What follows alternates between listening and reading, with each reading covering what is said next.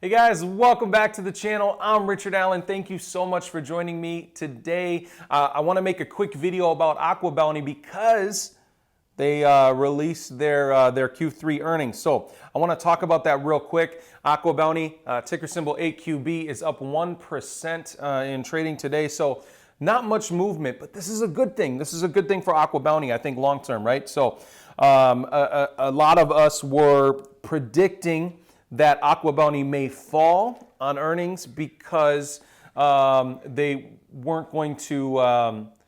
There's a crow outside of my garage. It's very loud. Sorry. They weren't going to. Aquabounty wasn't going to predict much, if any, revenue at all, right? So they actually had zero revenue in Q3 last year, 2019. Zero revenue. This year, they had $65,000 in revenue, which is cool, right? So you can say that they're starting to sell. Their salmon, their Aquavantage salmon, is not in stores in the U.S. yet. So I'm going to read this part for you real quick. So they're preparing their first harvest of AquaVantage salmon, and they're scaling their conventional salmon harvesting efforts. Okay, they continue to closely monitor the overall market demand for salmon given COVID-19's impact on the food service industry. So Aquabounty is talking about how, I mean, if you guys are paying attention to the pandemic at all, you know that restaurants, besides delivery of food, restaurants are being crushed by this right now because nobody's going out to eat. Nobody's spending any extra money.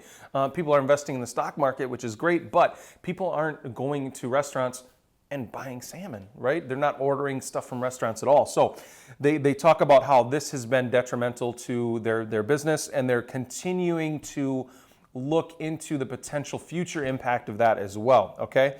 They said they're remaining flexible in their efforts to maximize revenue and capitalize on the recovery of food service and markets.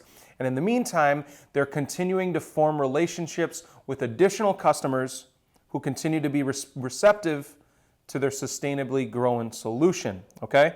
So to that end, they said they're sending out samples to people, and they're expecting that they'll receive positive feedback given competitive pricing, freshness, quality, and the domestic sourcing in America's heartland here in Indiana and Kentucky. So they also talked about their new farm.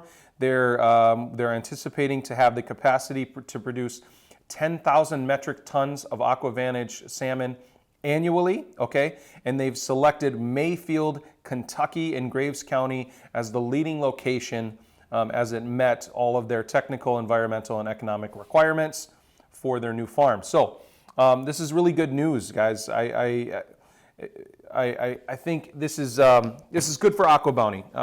I didn't expect really much at all from this earnings report, and I told you guys that when we talked about Aquabounty the other day.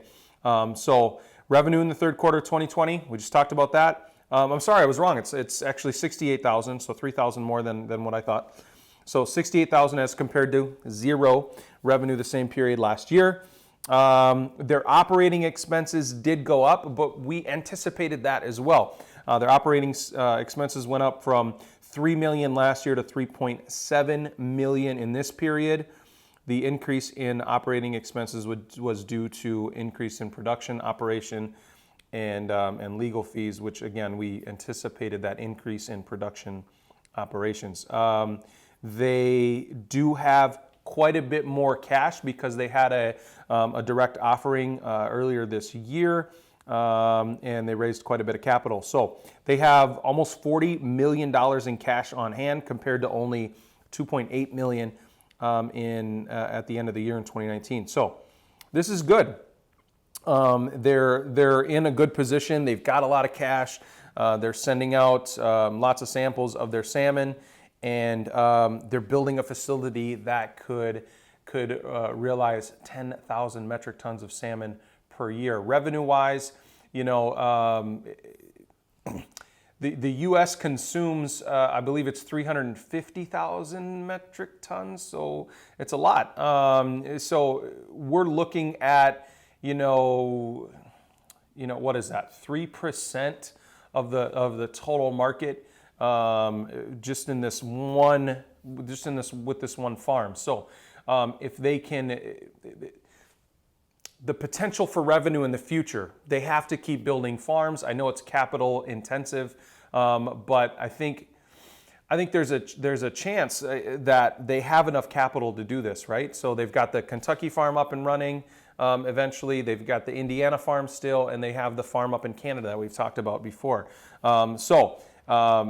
With Indiana and Kentucky, they could have 5% capacity of 5% of the total market share with just those two farms here in the U.S. So if they realize 5% of the revenue, we're talking, that's revenue of about $1 billion a year with just the salmon, and the technology they have to go out and create.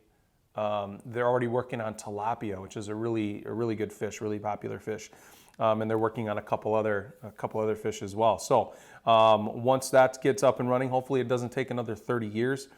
But this company has really good long-term potential to just rake in a ton of cash as people start going back out to eat, as all of this kind of hopefully just kind of figures itself out, this pandemic. I think Aquabounty could have a huge 5 to 10 years in front of them. And like we've talked about, I think this is a huge potential to make a lot of money. And this is right now, a really great buying opportunity with Aquabounty. So I hope this insight helped talking about earnings. Again, they're up. I'm going to look at them real quick before I get off. As of recording this video, they're trading at $3.97 a share. Again, up about 1 percentage points. But when we made the video the other day, they're up about 17 cents per share, which is a couple percentage points. So again, guys, thank you so much for joining me today. I really appreciate it. We're almost to 400 subscribers, and I'm hoping to do that by the end of the week. So thank you for all your support. And as always, if you didn't already do it, click that beautiful red subscribe button down below, and I'll see you in the next video. Thanks.